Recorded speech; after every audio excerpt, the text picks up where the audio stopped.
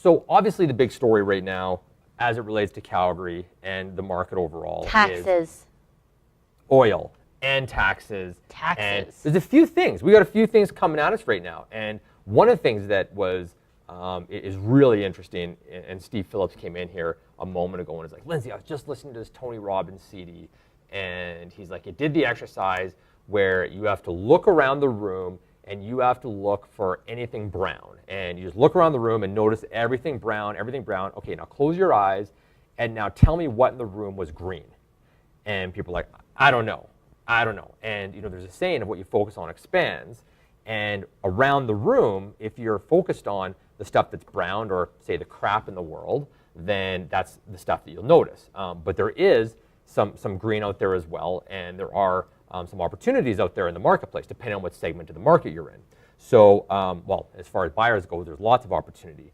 But as far as some of the brown stuff that's been talked about lately is obviously oil. There's perceived as a bit of supply glut, so we've seen oil prices move considerably lower. We'll look at the numbers here in a second. The other thing that's happened is the city with trying to make up for the business taxes, the downtown core. We could see an uptake in business taxes, an uptake in property taxes as city tries to recover some of the costs. Yeah. Those are the things that are happening. And we had the Olympic plebiscite, which was something we haven't talked about yet. And I'm not going to say for or against, but the masses spoke. So if you're on the for camp, then obviously you're probably upset that the infrastructure and things like that isn't going to get built. But on the against side, then perhaps there's some financial prudency that the city will benefit from on that side of things. Absolutely. So it just depends on which way you look at this. But let's take a look at some of the numbers right now. And actually, I'll show you the slide here in a second. I got to give a shout out to Kevin Bargolds out in Sundre and Olds. Kevin has been requesting that we start putting Olds as one of the slides. We are going to do that. We just need to revamp a few slides, and I'm going to talk you guys through exactly what some of the changes we're going to make here as we get to it. So, okay, so very quickly, price of oil here, down, sitting at 56.83. The Canadian dollar up slightly, likely due to the interest rates increases, sitting at $76 US. Number of listings in Metro Calgary are down 103 to 7,310. We have the wrong listing slide. No big deal. That is supposed to be, why don't you say what the numbers are for the listings there? Yeah, Metro Calgary 7,310. And in Red Deer, they are 676, and that's down 8 listings. Yeah.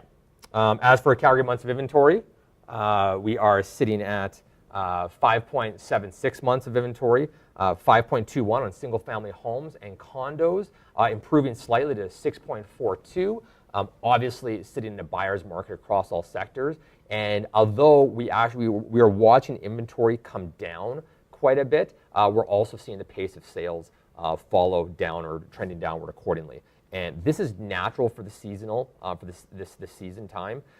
So we're watching sales come down, listings are coming down, but sales are outpacing listings, meaning that absorption rate is going to go up. Mm-hmm. So we see the numbers getting a little bit more higher. So we naturally see higher peaks of of months of inventory at this time of the year. So same goes for all of our surrounding areas. Okotoks 7.55 months of inventory, Airdrie 7.29, Cochrane 7.5, Strathmore 8.55, Sundre 32, Chestermere 8.24, Red Deer is 7.04. These are the slides that we're going to end up being evolving and changing, specifically as it relates to Sundre and Olds, because it's not reflective. It's the law of small numbers that are causing those to bounce around. Right. So when we look at Olds, what we're going to be including is we're going to be including average prices and number of sales that have happened, and a reflection of where that sits as compared to last year. Nice. And so over a long-term average. So that's what the comparison is going to be. Kevin, we're going to get that for you. We just got to set up the system. And we'll also be adding Lethbridge numbers, and we will be adding Brooks numbers as well. Absolutely, absolutely. Sorry, Kirsten, please continue. Benchmark price. Yeah, benchmark price in Calgary, $426,300. Red Deer single family average price $343,446, and the Red Deer condo average price $205,601. Perfect. So for buyers, big opportunity out there across all price ranges. We were talking to a realtor last night, and some of the properties in these high-end areas have never been, has almost never been a better time to buy in the last decade. There's never been a better time to buy in the last decade, Lindsay. Never been a better time. We're not moving right now. Darn it. So tons of opportunity for buyers, obviously out there. They got their pick of the litter, and it's a good opportunity to be a buyer. But the key is that if you're a buyer, pull the triggers. You don't know how long this is going to last for. Like you can never ever time the bottom or try to time the top. So pull the trigger. Now is the time to move forward in your lifestyle, and sellers will be, many sellers will be out there willing to make a deal. And for sellers, you got to ask yourself what your motivation is.